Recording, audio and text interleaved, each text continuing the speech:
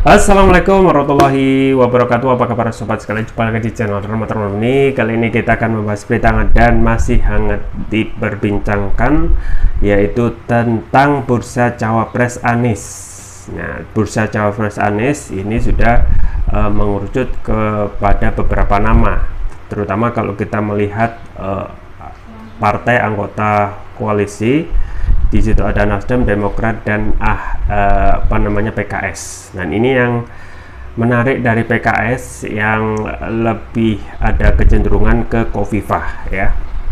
Ini sesuai dilansir oleh Indonews.com. Bursa cawapres Anies, Mardani PKS, AHY top list, Khofifah banyak diperbincangkan. Langsung saja kita baca dan kita ulas ya. Jakarta, calon wakil presiden cawapres pendamping Anies Baswedan di Pilpres 2024 sudah mengerucut menjadi 5 nama.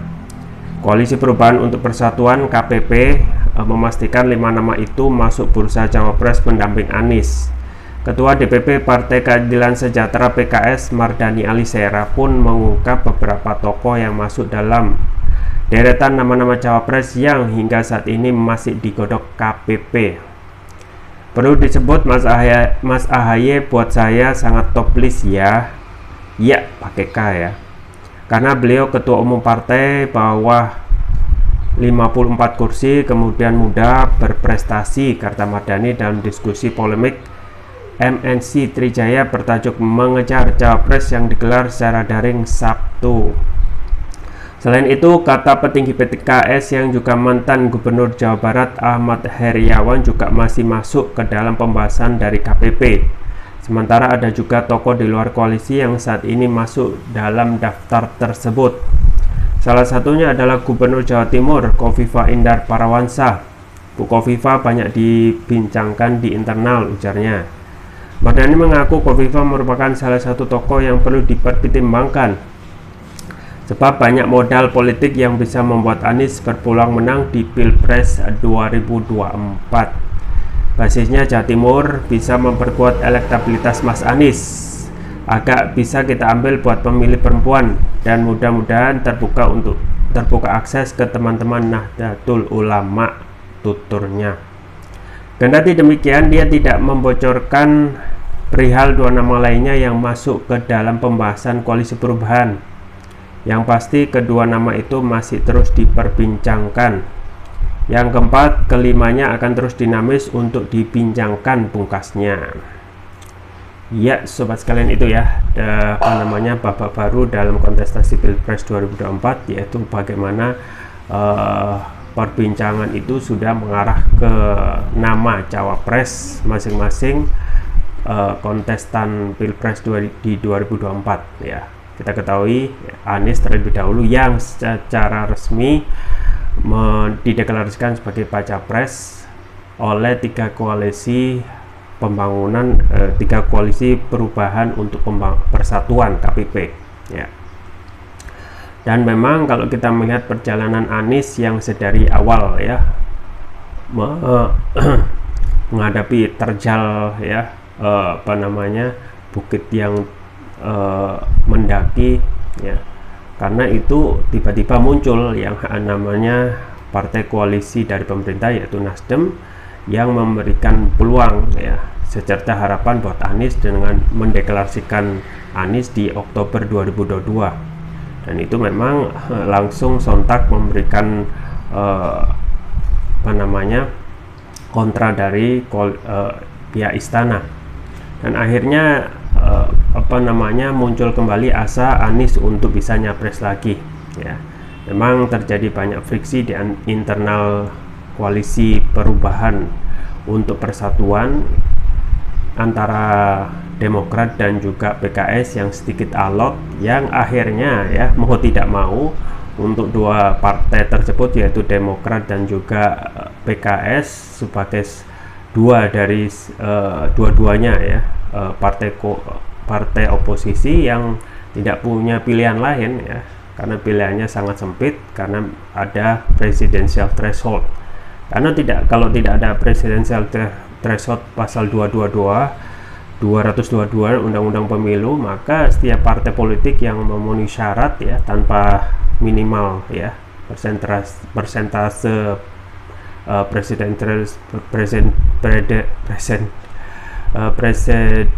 presidential threshold 20% ya, maka setiap partai pasti bisa nyalon ya. Kita katakan Demokrat mempunyai AHY ya, tidak perlu berkoalisi bahkan ya, maka pemilu akan lebih banyak menarik gitu ya. Demokrat yang terus konsisten dengan AHY yang mempunyai elektabilitas moncer ya, dan sering disebutkan terus menerus oleh survei, maka satu-satunya kalau presidential threshold itu dihilangkan jadi 0%, maka Demokrat bisa nyalon. Kemudian juga PKS juga bisa nyalon.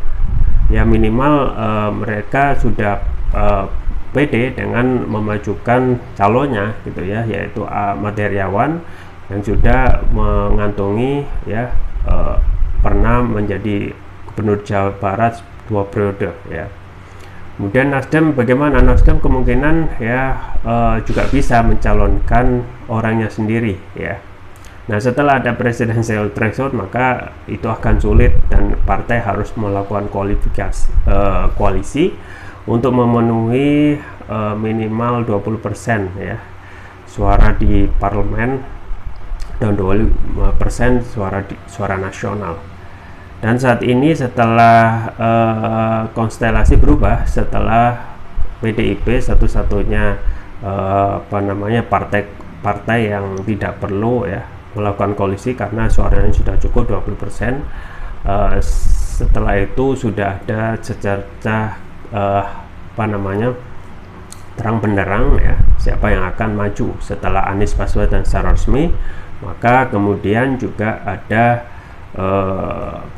Ganjar Pranowo yang dideklarasikan oleh PDIP, dan tinggal Prabowo yang secara resmi nanti ya, kemungkinan mau tidak mau ya tidak ada pilihan lain karena pernyataan yang terakhir Prabowo bahwasanya dia diemoh gitu ya untuk dijadikan cawapresnya Ganjar Pranowo. Nah, kita ketahui Ganjar Pranowo dibandingkan dengan Prabowo Subianto ya, meskipun survei terus menerus ya, awal-awal setelah Anies dideklarasikan survei itu terus menerus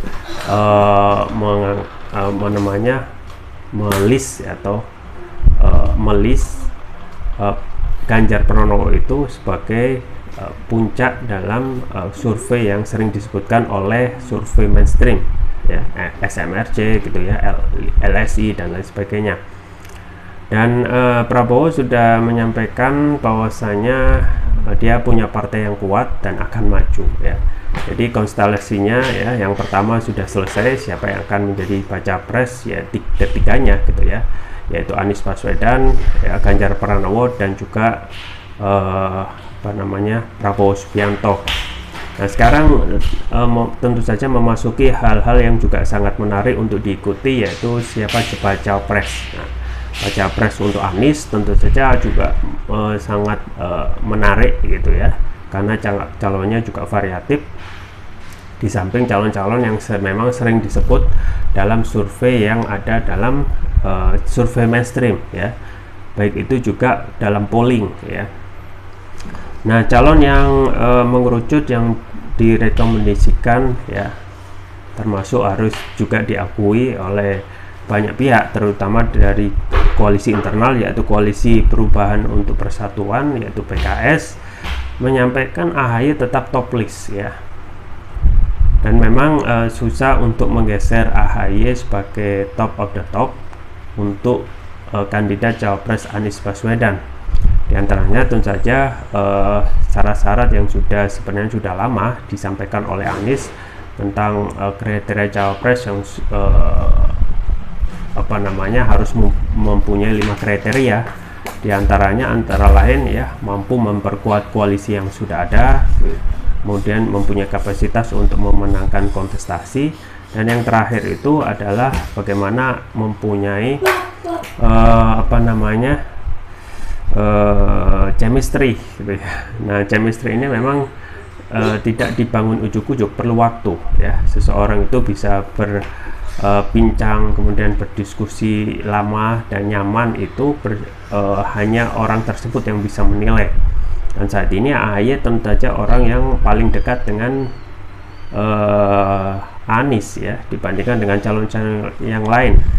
Misalnya calon yang juga dimajukan oleh dari DPP PKS yaitu Mardhani Alisera, yaitu AHY yang disebutkan sebagai top of the list, dan juga kandidat yang lain yaitu Khofifah ya. Nah, tentu saja ini masih dalam penggodokan ya, dan ini juga kadang harus kadang tidak sesuai dengan apa yang sudah disepakati oleh ya ketiga partai tersebut, bahwasanya cawapres itu diserahkan sepenuhnya kepada Anies. Tetapi pada faktanya yang terjadi ya cawapres itu masih dicarikan oleh, dalam tanda kutip, oleh masing-masing anggota partai koalisi perubahan ya. Jadi Demokrat tentu saja tetap menginginkan AHY sebagai cawapres pendamping Anies, kemudian PKS maupun Nasdem ya melihat dalam internal mereka belum ada gitu ya nama-nama yang cocok ataupun yang punya elektabilitas yang moncar untuk mendampingi Anies. Nah, khusus untuk PKS menyodorkan juga nama Khofifah. Nah, Khofifah ini juga sering disebutkan dalam survei yang elektabilitasnya juga moncer dan cocok untuk dijadikan sebagai dalam tanda kutip ya suara ya, untuk merengkuh suara yang akan direngkuh dalam kontestasi Pilpres ya. Kita ketahui ya Khofifah mempunyai basis massa Jawa Timur ya, kemudian NU dan juga suara perempuan yang itu mayoritas juga banyak ya. Tapi yang kembali lagi back to basic ya, bahwasanya Anies sudah menentukan kriteria yang sudah dia sematkan ya, minimal dalam bisa memperkokoh koalisi ya, mempunyai kapasitas untuk menang ya, karena kapasitas yang menang ini ya juga sangat berpengaruh ya. Nah, kita ketahui suara Jawa Timur adalah suara lumbung yang luar biasa banyak ya. Di situ juga Khofifah mempunyai massa basis NU yang kita ketahui ya dalam kontestasi Pilpres ini kalau sudah memenangkan ya Jawa Timur, Jawa Tengah, maka bisa dipastikan dapat memenangkan kontestasi Pilpres ya. Nah, memang kemudian ada kekurangan, tentu saja Anies sama Khofifah belum menjalin ya komunikasi secara intens ya, belum bertemu ya, bahkan Anies di Jakarta ya, sedangkan Khofifah ada di Jawa Timur, di Surabaya. Nah, otomatis untuk komunikasi yang intens ini perlu curahan waktu yang lebih banyak gitu ya. Nah, memang yang paling cepat ya, yang paling bisa dijalin terus-menerus intens komunikasinya ya itu yang sudah ada dekat dengan di Anies atau orang yang berada di Jakarta, yaitu AHY ya. AHY sudah seringkali menjalin komunikasi intens, sering juga hadir dalam acara yang juga Anies di situ juga dalam tanda kutip mengundang ya untuk sama-sama menjalin chemistry. Dan bisa juga dipastikan gitu ya kalau nama-nama cawapres itu tidak akan muncul ya ujuk-ujuk gitu ya, dan akan keluar sesuai dengan yang sudah ada kebiasaannya, yaitu AHY misalnya yang sudah sering disebutkan dalam survei. Tinggal bagaimana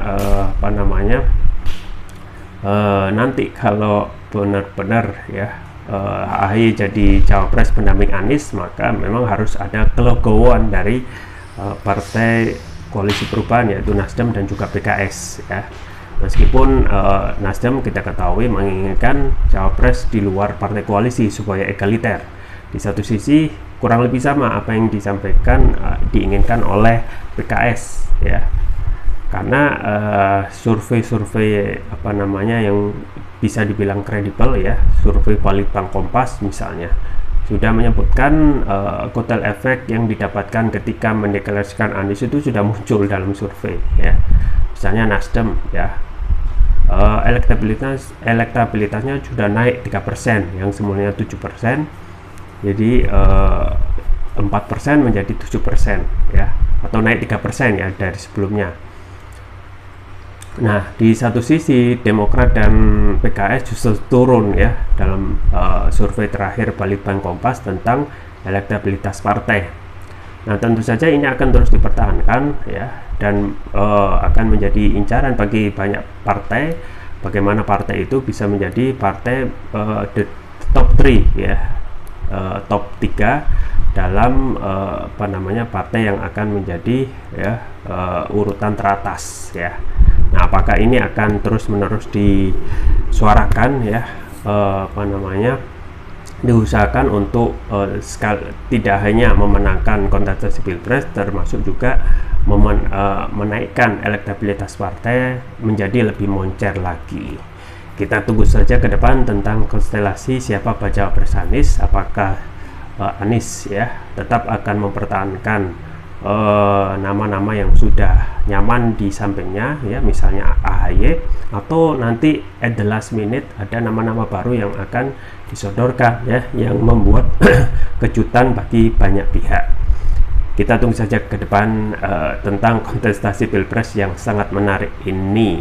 Itu saja yang bisa saya sampaikan, semoga bermanfaat. Jangan lupa like, share, dan subscribe. Sampai jumpa lagi. Wassalamualaikum warahmatullahi wabarakatuh.